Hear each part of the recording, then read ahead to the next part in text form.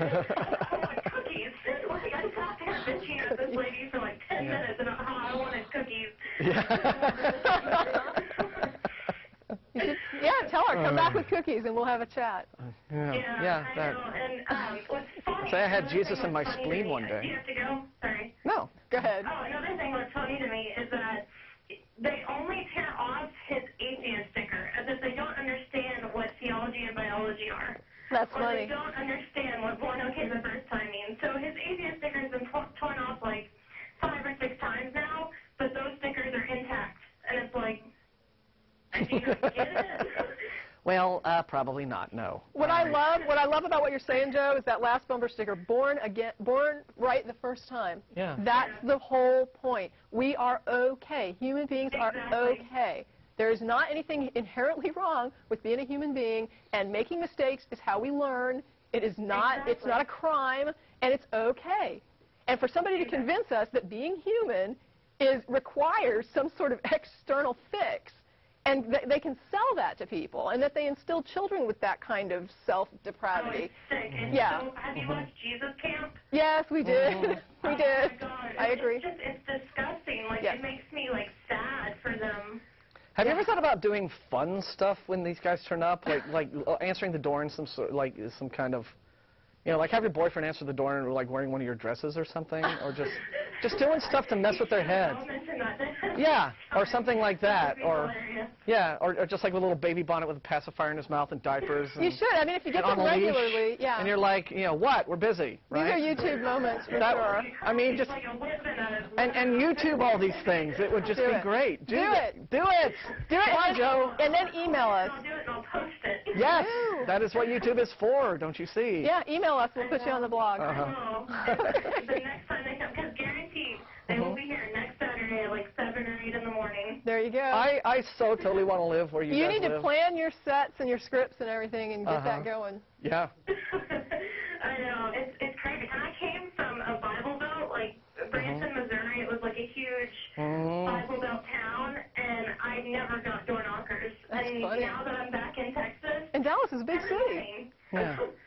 That's hysterical. It would almost be worth living in Dallas for. There are some good door-to-door videos on YouTube. You should look them up at some point. There's some people that do door-to-door evangelist videos that are somewhat funny. I'm telling you, Joe, it'd be a big hit. Yeah.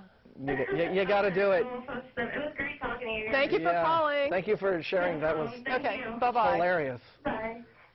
Oh, that was and awesome. so now we've got Clifford in Chattanooga. Clifford. Okay, Clifford. Hello. Hello. How are you? Thanks for waiting. If you want to hear really good evangelist or fundamentalist stories, I've got quite a few. And the chat room will be happy to know I'm a Christian, but I'm one of those liberal, more progressive Christians. At least I think I am myself. Okay. But my question goes more along the lines of the caller before the last. But I just kind of wanted to know, what do you guys think about the whole progressive Christianity movement? Or what I perceive is there seems to be a few theologians and a few New Testament scholars that have this more progressive view on things like the Bible and belief and all these sort of things. I did a blog post recently called "Is Cherry Picking Okay?" And that's usually what that's labeled. When somebody goes in and says, I'm just going to reject the parts of the Bible that seem heinous to me and go with the ones that are good. And I compared it to joining the KKK because you support the social events, but you're not really a racist. If that is logical, then I suppose to a person that does it, it's fine. In my view, I would have trouble holding up a Bible and saying, I support this book, and then denouncing particular verses that I know are in there. I mean, there are things that are in there that are not, in my opinion, morally defensible. And for a person to call themselves a Christian, they are coming forward. Basically, when you say that, people accept that as you are promoting the Bible and what's in the Bible and the God of the Bible and the Jesus of the Bible and all of it. If you don't, then my question is, why label yourself a Christian? Why not just say, I'm a theist, I believe in a God, but I really don't think that God that's described in the Bible is a good guy, so that's not my God. Well, one, like, Episcopal bishop, his name is John Shelby Spong. The way he looks at it is, he calls it the Bible or any sort of religious text is a way to point to God, not a sort of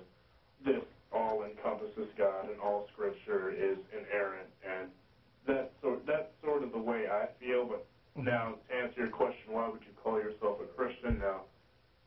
I don't know. I mean, like, because I never thought of a Christian as someone that says, oh, okay, I've got the Bible, it's inerrant, I'm going to accept it all regardless, despite anything else.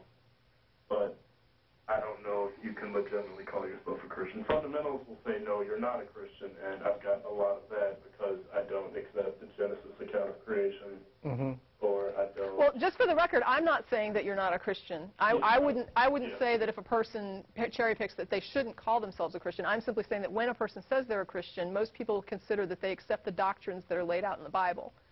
That's the book. Just like if a person told me he was a Muslim, I would think that he agrees with what's in the Quran. Okay. So, but I do think that, you know, it's fair for a person like you to say, well, that's not how I look at it. I don't accept it as totally, you know, 100% correct. But then the question usually comes up, which is, how do you know which parts are real and which parts aren't? Like, which parts do you use and which parts don't you? And that normally boils down to, I stick with the parts that I think are morally good and correct, and I toss the parts that seem really evil and horrible. And what that shows me is that, you've arrived at yeah, basically you're just using your own religion. morality then, in that case, to then define what you think is okay in the Bible, what you don't think is okay in the Bible. And my point would be, why not just go with yourself then, instead of pretending that a book is telling you what's right? Because ultimately, if the only problem that I have with folks who call themselves liberal or progressive Christians from a standpoint of the ideas that they espouse is that you finally get to a point where you can look at them and say, you appear to have thought about all of these things, and why at this point do you really think that you need what this religion is selling you anymore? You have come up with your own notions of right and wrong, but based upon rational thought, right? Based upon an understanding of things like the consequences of actions and empathy towards your fellow man. And at a certain point, you've understood that, yes, you can be a good person, you'll make mistakes in life, you'll sometimes do bad things that you regret and are ashamed of, but you take those as lessons that you learn and you move on. You become the steward of your own personal growth. And so at a certain point, once you really have a handle on all of those ideas, why then, where is the point at which you still feel that it is necessary to latch on to whatever it is that Christian belief is trying to sell you? At what point is this still a worthwhile product when it is no longer really informing your moral choices necessarily, because you can look at the Bible and say, okay, well, this is in there and that's in there, and that is very demonstrably wrong and not something that I would ever condone.